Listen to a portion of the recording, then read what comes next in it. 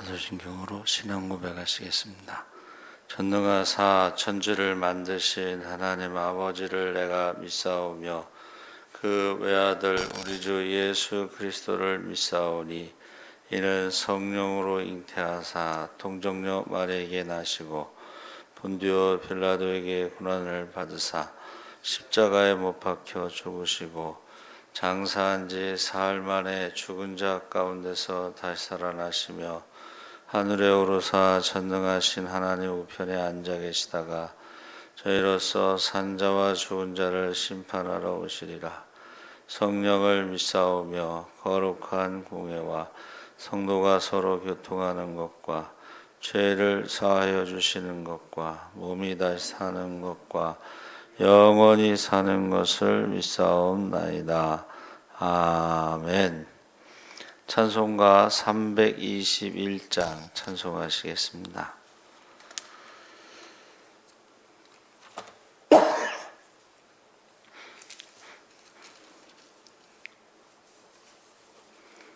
찬송가 321장 찬송하시겠습니다.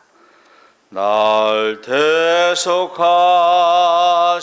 예수께 내 생명 모두 드리니 늘 진실하게 하소서. 내 구주 예수여, 나 구주 위에 살리라. 내 기쁨 한량 없으리. 내 갈 길 인도하소서. 내 구주 예수여, 날 구원하신 예수를 일평생 지지하오니 날 영접하여 주소서. 내 구주 예수여, 나 구주 위에 살리라. 내 기쁨 한량 없으리. 내 갈 길 인도하소서.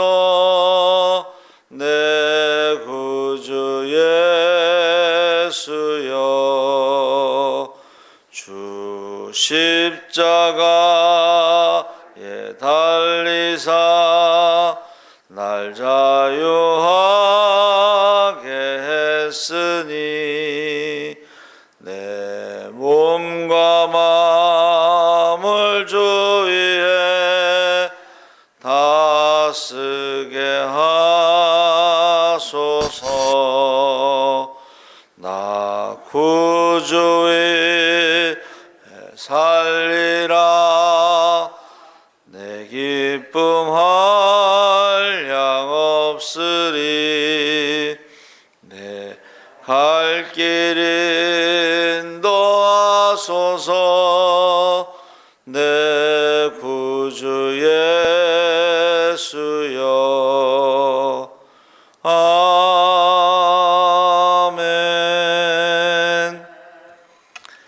하나님 말씀은 에스라 8장 15절에서 20절까지 말씀을 보겠습니다.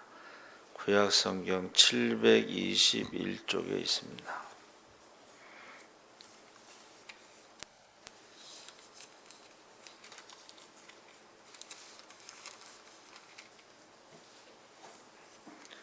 에스라 8장 15절에서 20절까지 우리 다 같이 읽겠습니다. 내가 무리를 아하와로 흐르는 강가에 모으고 거기서 3일 동안 장막에 머물며 백성과 제사장들을 살핀즉 그 중에 레위 자손이 한 사람도 없는지라. 이에 모든 족장 곧 엘리에셀과 아리엘과 스마야와 엘라단과 야립과 엘라단과 나단과 스가랴와 무술람을 부르고 또 명철한 사람 요야립과 엘라단을 불러 가시바 지방으로 보내어 그곳 족장 이또에게 나아가게 하고 이또와 그의 형제 곧 가시바 지방에 사는 느디님 사람들에게 할 말을 일러주고 우리 하나님의 성전을 위하여 섬길 자를 데리고 오라 하였더니 우리 하나님의 선한 손에 도우심을 입고 그들이 이스라엘의 손자 레위의 아들 말리의 자손 중에서 한 명철한 사람을 데려오고 또 세랴바와 그의 아들들과 형제 18명과 하사바와 무라리 자손 중 여사야와 그의 형제와 그의 아들들 20명을 데려오고 다윗과 방백들이 레위 사람들을 섬기라고 준 느드님 사람 중 성전 일꾼은 220명이었는데 그들은 모두 지명받은 이들이었더라. 아멘. 할렐루야. 좋은 아침입니다. 잘 오셨습니다. 감사합니다. 2차 귀환을 성공한 에스라의 2차 귀환이라는 제목으로 말씀을 나누려고 합니다. 그 7장에서는 2차 귀환의 배경과 동기에 대해서 언급했는데 지금 8장에서는 귀환의 과정과 결과를 기술하고 있습니다. 특히 유다 백성들의 영적 부흥 운동에 직간접적으로 영향을 미쳤음을 암시하고 있습니다. 그래서 신학대학 다닐 때에 가장 좋아하는 인물 중에 하나가 에스라인데 에스라를 성경에서는 학사 겸 제사장 이렇게 표현하고 있습니다. 지금으로 말하면 신학대학 교수 겸 목사 뭐 이렇게. 사실은 신학대학 교수가 되려면 목사 안수를 받아야 되죠. 그러니까 교수가 되고 싶다 하는 사람들이 참 많습니다. 그래서 사모님들 중에서도 남편이 목회하는 것보다는 신학대학 교수를 하기를 원한다. 그런 분들이 많습니다. 그래서 에스라 2차 귀환의 책임자로 에스라가 팔레스타인까지 2,000km의 먼 길을 걸어 약 4개월 만에 예루살렘에 도착하는데 귀환길에 올라서 9일 동안 여행을 하고 난 후 아하와 강가에 도착하여 장막을 치고 3일 동안 머무르면서 이제 인구 조사를 하는 거죠. 그래서 1절에서 14절까지가 귀환자들의 명단, 15절에서 20절은 레위인 및 성전 봉사자를 모집하는 과정과 결과, 21절에서 30절까지는 에스라를 중심으로 한 영적, 물질적 준비, 그리고 31절에 32절은 예루살렘까지의 도착 여정, 33절에서 36절은 도착 후 행동으로 에스라의 2차 귀환이 성공적으로 할 수 있었던 것을 지금 이야기하고 있습니다. 그래서 우리가 에스라를 통해서 우리 믿음의 순례자들도 몇 가지 교훈을 얻을 수가 있는데 에스라가 남자만 1,800여 명이고 여자와 아이들까지 8,000에서 9,000명 정도 됐을 것이다. 그래서 그 여행 도중에 여러 가지 일들을 생각할 시간이 필요했다. 그러니까 이게 숙고하는 그냥 데리고 올 수는 없죠. 왜냐하면 2,000km라고 하는 것이 짧은 거리가 아니기 때문에 무슨 일을 만날지 모릅니다. 그래서 그가 거기서 생각하는 시간을 가졌다. 3일 동안 머물면서 여행 준비를 했다는 것입니다. 그래서 우리가 마지막 때가 되면 사람들이 바쁘게 산다고 그랬잖아요. 그러니까 생각을 할 시간, 여유가 없어요. 근데 속도보다 방향이 중요하다. 속도보다 방향이 중요하다. 그래서 그 유명한 세계적인 기업의 그 CEO들은 뭐 일을 막 하는 게 아니고 사무실에 아무것도 없어요. 그 사무실에 아무것도 없는 건 뭐냐면 일을 하는 게 아니라 생각을 하는 거예요. CEO들이 하는 일이 뭐예요? 생각을 하는 거예요. 그 회사가요, 그 CEO의 생각에 따라서 흥할 수도 있고 망할 수도 있어요. 그래서 기업이라고 하는 것이 흥망성쇠, 기업이 시작해서 이렇게 성장하다가 흥하다가 다시 이렇게 망할 수가 있다는 거예요. 나라도 마찬가지고 교회도 마찬가지입니다. 교회도 생각할 시간이 필요해요. 그러니까 사실은 우리가 기도하는 시간이 절대적으로 필요한 거예요. 어느 목사님이 하루에 1시간씩 기도합시다. 근데 기도 내용이 뭔지 아세요? 하나님, 저는 아무것도 할 수 없습니다. 지금 이 상황에서 뭐 교회가 크게 성장하고 부흥하고 뭐 성전 건축도 하고 책도 쓰고 뭐 유명하게 되고 성공한 것 같지만 지금 이 상황에서는 하나님, 저는 아무것도 할 수 없습니다. 기도가 그거예요.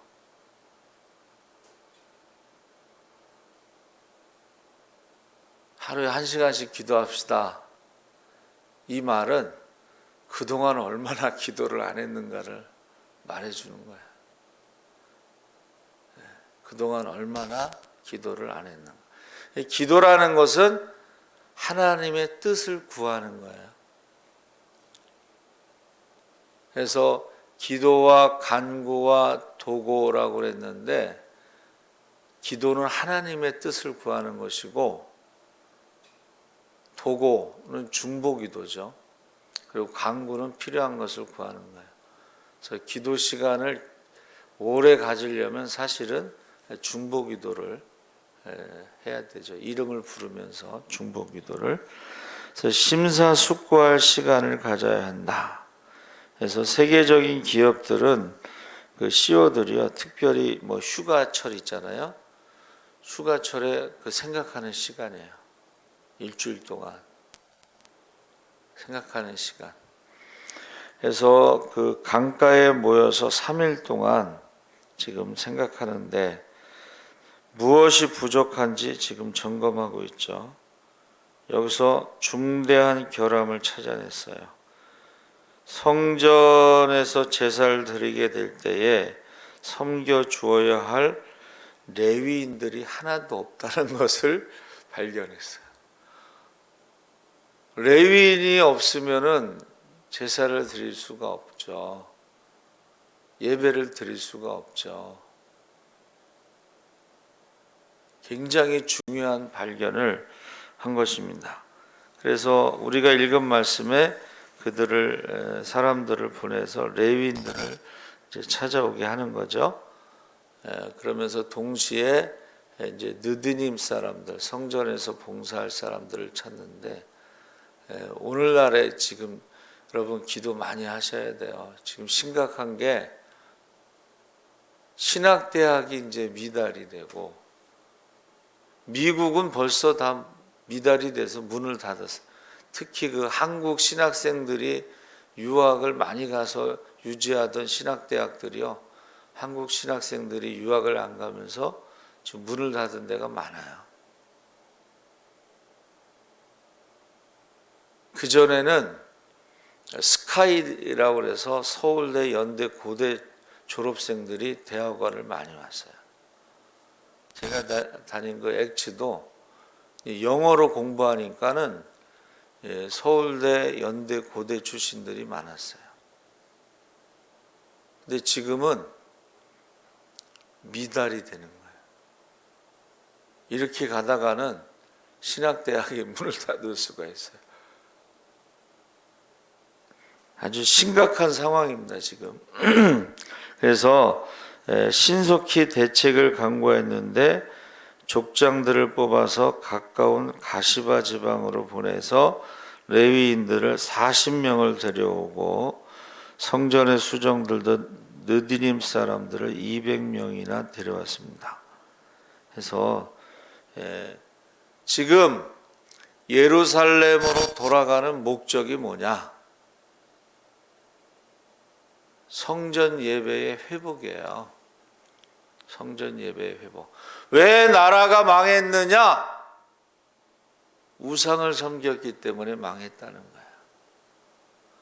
그래서 에스라가 쓴 책이 역대상하예요. 역대상하의 내용이 뭐냐면 왜 망했는가를 찾아서 그 망한 이유가 뭐냐면 이스라엘이 택하신 족속, 왕같은 제사장, 거룩한 나라, 하나님의 소유된 백성으로서의 정체성을 상실하고 우상을 섬겼기 때문에 나라가 망했다는 거예요. 결국 예배가 타락했다는 거예요. 하나님을 섬긴다고 하면서 동시에 우상을 섬기고, 우상 숭배는 매춘이라고 그랬죠. 오늘날에도 영적인 간음이라는 말을 쓰잖아요. 영적인 간음. 두 주인을 섬기는 것은 영적인 간음인데, 하나님과 돈을 두 주인을 섬길 수 없음에도 불구하고 영적인 간음을 하고 있는 것이고, 하나님은 어떤 하나님이세요? 질투하시는 하나님. 질투하시는 하나님. 그래서 지금 에스라가 지금 레위인들이 없음을, 참 부끄러운 거죠. 레위인들이 없음을 발견하고 그것을 대책을 강구했습니다. 그래서 2차 귀환의 내용을 통해서 몇 가지 우리가 교훈을 살펴볼 수가 있는데, 첫 번째는 사명감을 상실하지 말아야 된다. 레위인들이요, 바벨론에 가서 어떻게 해요? 여기가 좋사오니 하고 안정된 생활. 그런데 그들이 그 안정된 생활 가운데 그 사명감을 상실한 거예요. 어떻게 한 명도 없을 수가 있어요? 예? 그런데 뭐 저도 사실은 뭐 농촌 목회를 안 했기 때문에 늘 마음에 그게 빚으로 남아 있어요. 그래서 우리 선배 목사님들이 목사는 세 가지를 해봐야 된다 그랬어요. 40일 금식 기도를 한번 해보고, 성전 건축을 해보고, 농촌 목회를 해봐야 된다 그랬어요. 근데 저는 부족해서 농촌 목회도 못 해보고, 못한 게 아니라 안 한 거지. 우리 고등학교 선배 목사님이 절대 시골에 내려가지 말라고, 그래 한번 내려가면 못 올라온다. 그 선배 목사님 말을 듣고 농촌 목회를 안 한 거예요.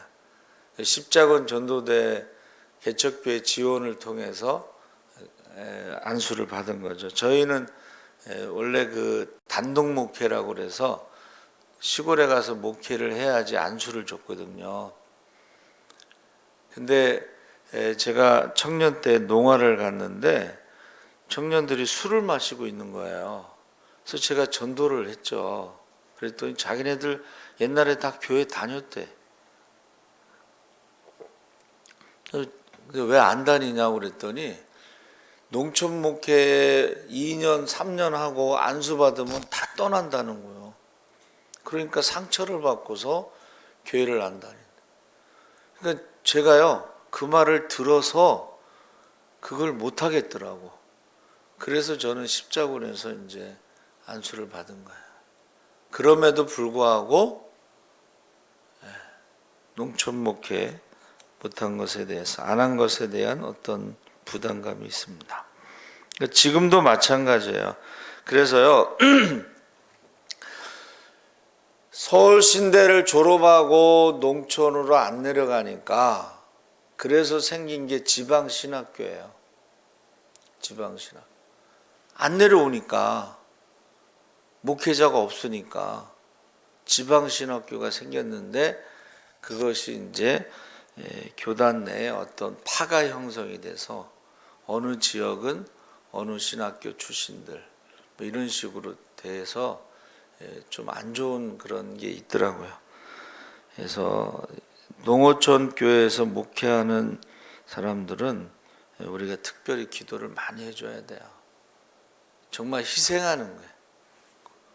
거기에 뭐 교회 부흥이 있겠어요?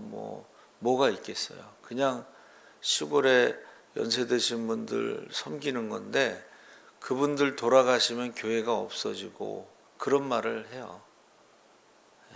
그래서 우리가 사명감을 상실하면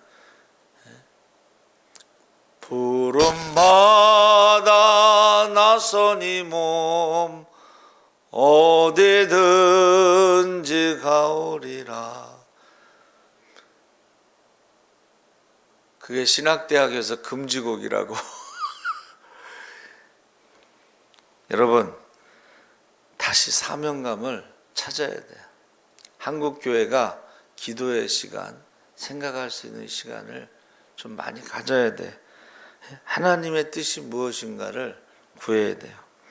두 번째는 에스라가요 2,000km 8,9,000명을 인도하는데 외적들과 강도떼들이 엿보고 있는데 그 바사 왕에게 호위병을 요구하지 않았어요. 왜냐하면 전능하신 하나님을 자랑하면서 그 호위병을 요구하는 것이 자존심이 있잖아요.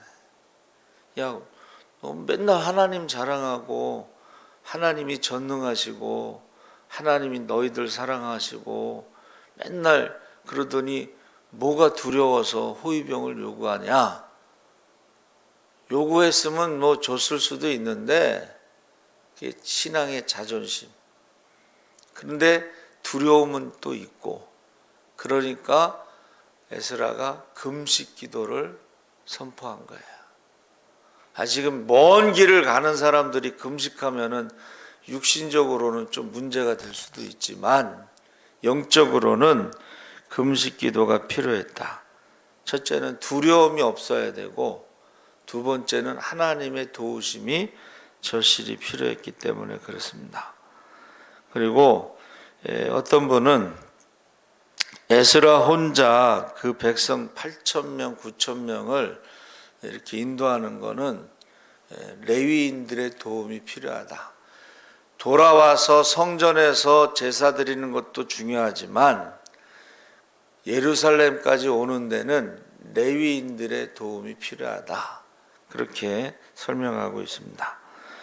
넷째는 에스라가 민수기 1장 2장에 나오는 민수기는 군대 조직이죠.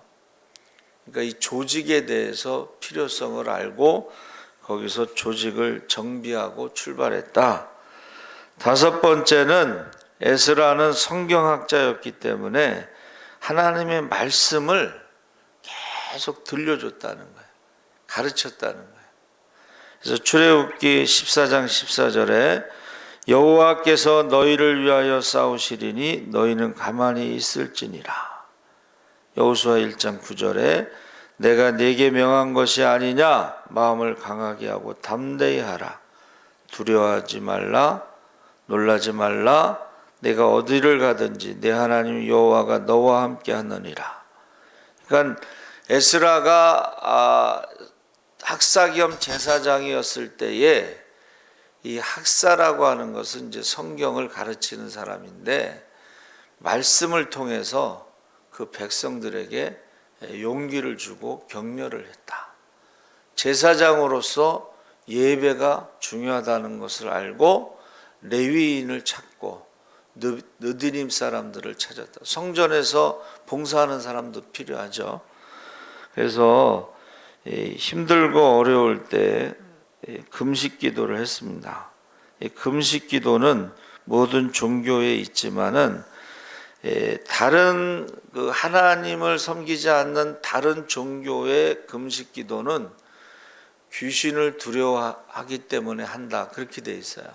두려움 때문에. 물론 예수 믿는 사람들도 두려움 때문에 할 수도 있지만은 첫 번째는 하나님의 도우심을 구하는 것이죠. 두려움보다는 막연한 그 두려움이 아니고 하나님의 도우심이 필요하다. 그래서 이스라엘 역사를 보면 1년에 4번 하는 금식이 있어요. 그게 뭐냐면 느부갓네살에 의해서 예루살렘이 포위되기 시작된 10월 10일, 예루살렘이 함락된 4월 9일, 성전이 파괴된 5월 7일, 그달라 총독이 살해된 7월 2일. 그래서 네 번째를 빼고서는 다 성전에 관해서 포위되고 파괴되고 함락되고 뭐 이런 것을 금식 기도를 정한 거예요. 그러니까 지금 우리도 예배가 포위되고 예배가 함락되고 예배가 파괴된 때를 우리가 금식 기도를 선포해야 되지 않느냐. 그래서 이게 근데 나중에요. 금식 기도가 하나님을 위해서라기보다는 자기 자신을 하나님과 사람에게 과시하는 것을 목적으로 하는 경향이 있어서 선지자들이 경고했다. 그러니까 외식하는 거죠. 그래서 예수님께서도 산상수훈을 통해서 마태복음 5장, 6장, 7장 뭐 거기를 통해서 어떻게 했어요? 구제할 때, 기도할 때, 금식할 때 외식하지 마라. 이게 나중에 변질된 거예요. 금식이. 그러면서 금식에 대해서 역사적으로 보면은 전염병이 있을 때, 군사적인 위협이 있을 때, 왕의 죽음이 있을 때, 이럴 때에 하나님의 도우심을 구하는 금식 기도가 있었어요. 요즘에는 금식을 잘 안 하는데 그전에는 참 금식을 많이 했습니다. 금식. 신학생들은 가난해서 금식을 했어요. 금식이라고도 하는데, 근데 신학대학 다닐 때 금식 기도 많이 한 사람들이 목회를 잘해요. 그래서 예수님께서 뭐라고 말씀하셨어요? 기도와 금식 외에는 이런 유가 나갈 수 없느니라. 그래서 영적인 싸움에 가장 강력한 무기는 사실은 금식 기도입니다.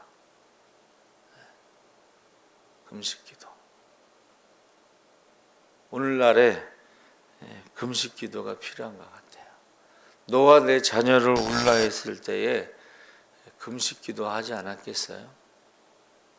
그래서 저와 여러분이 한국 교회를 위해서, 예배를 위해서, 예배 회복을 위해서, 또 예배에 참석하지 못하는 사람들이 돌아올 수 있도록, 나중에 그 사람들이 예배로 돌아오는 거 쉽지 않습니다. 또 사람들이 어떻게 해요? 그때 예배 안 드린 사람들이라고 딱 정죄하기도 쉽고 비판하기도 쉽고 판단하기도 쉽습니다. 근데 그렇게 하면 못 돌아오는 거예요. 그래서 돌아올 수 있도록 기도해 주시기 바랍니다. 아멘. 살아계신 하나님 아버지, 성전이 포위됐을 때, 성전이 함락됐을 때, 성전이 파괴됐을 때 저들이 금식 기도를 했습니다. 매년 그것을 잊지 않고 1년에 4번 금식을 했습니다. 우리도 잊지 않게 하시고 예배를 위해서 기도하고 한국교회를 위해서 기도하고 다시 돌아올 수 있도록, 바벨론 포로에서 돌아올 수 있도록 기도하고